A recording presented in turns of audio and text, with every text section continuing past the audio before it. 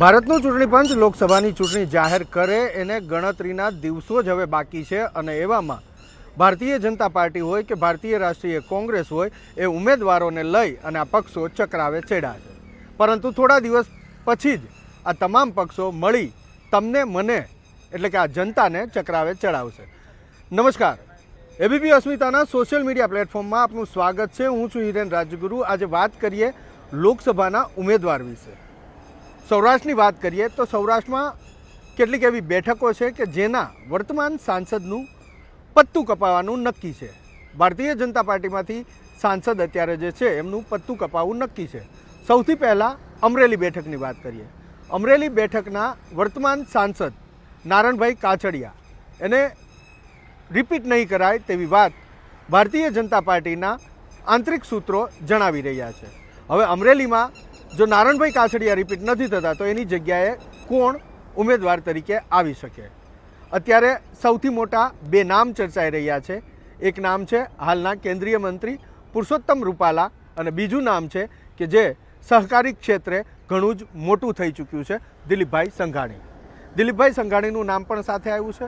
કેટલાક લોકોનું કહેવું છે કે દિલીપભાઈ સંઘાણી અત્યારે સહકારી ક્ષેત્રની અંદર ઘણી જ સંસ્થાઓ સંભાળી રહ્યા છે, તો તેઓ ચૂંટણી ના લડે તો તેમના પુત્ર મનીષ સંઘાણીનો વારો આવી શકે અથવા તો દિલીપ સંઘાણીના ભાઈ મુકેશ સંઘાણીને પણ ટિકિટ મળી શકે છે.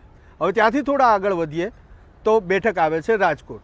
રાજકોટ એવી બેઠક છે કે ભારતીય જનતા પાર્ટી હંમેશા આ બેઠક ઉપર પ્રયોગ કરતી રહી છે. પછી તે વિધાનસભાની ચૂંટણી હોય, વિધાનસભાની પેટા ચૂંટણીઓ હોય કે પછી લોકસભાની ચૂંટણી હોય. મોહનભાઈ કુંડારિયા અહીંથી વર્તમાન સાંસદ છે. જે રીતે નારણભાઈ કાછડિયાનું પત્તું કપાવવાનું નક્કી છે એ જ પ્રમાણે ભારતીય જનતા પાર્ટીના આંતરિક સૂત્રો કહી રહ્યા છે કે મોહનભાઈ કુંડારિયાને પણ રિપીટ કરવામાં નહીં આવે. જો રાજકોટથી મોહનભાઈ કુંડારિયાને રિપીટ કરવામાં નથી આવતા તો તેની જગ્યાએ નવો ચહેરો કોણ હોઈ શકે?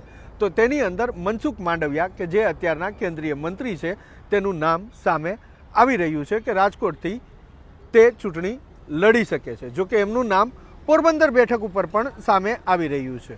પોરબંદર બેઠકના વર્તમાન સાંસદ રમેશ ધડુક છે. જો કે રમેશ ધડુકની ટિકિટ કપાશે કે એને રિપીટ કરાશે ભારતીય જનતા પાર્ટીના આંતરિક સૂત્રો ખુલીને નથી કહેતા, કારણ કે જે સેન્સ લેવામાં આવી હતી એમાં મોટાભાગના લોકોએ તેમને રિપીટ કરવાની સેન્સ આપી છે. પરંતુ જો તેની ટિકિટ ત્યાંથી કપાય છે તો ત્યાંથી મનસુખ માંડવિયાનું નામ પણ ચાલી રહ્યું છે. આ ઉપરાંત અન્ય એક નામ પણ ત્યાં ચાલી રહ્યું છે અને એ છે જયેશ રાદડિયા કે જે અત્યારના વર્તમાન ધારાસભ્ય છે. વર્તમાન ધારાસભ્યોને ચૂંટણી ના લડાવવી આવી એક વાત પણ નક્કી કરવામાં આવી છે. જોકે એ ગુજરાત ભાજપના અગ્રણીય નેતા દ્વારા નક્કી કરવામાં આવી છે. સેન્ટ્રલમાં હજી આ અંગે કોઈ નિર્ણય આવ્યો નથી.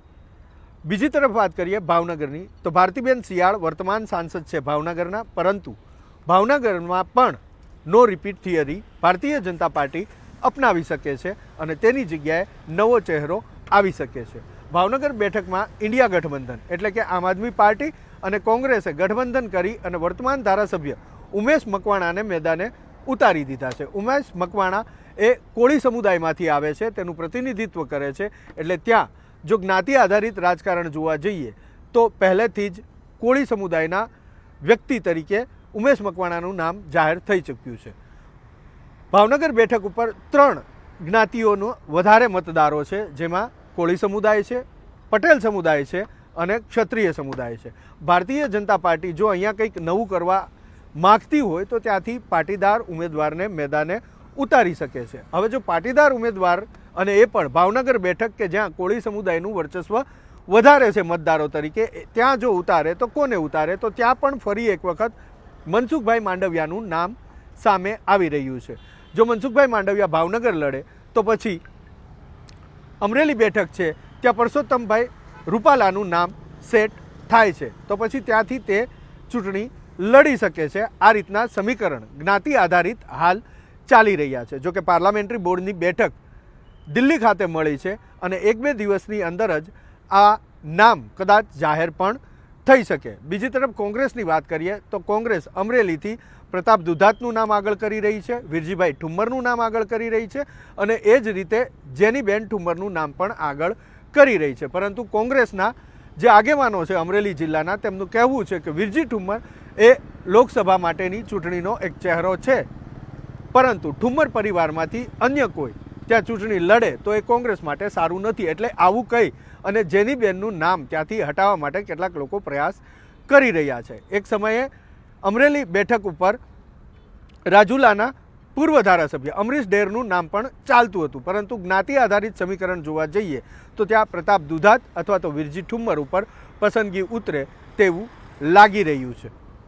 આ રીતના સમીકરણો હાલ જ્ઞાતિ આધારિત પક્ષમાંથી અંદરના સૂત્રો પાસેથી મળતી માહિતીના આધારે ચાલી રહ્યા છે, પરંતુ હવે 1-2 દિવસની અંદર નામો જાહેર થવાની શરૂઆત થશે અને શક્ય છે કે સૌરાષ્ટ્રના ઉમેદવાર પહેલાં જાહેર થઈ શકે છે.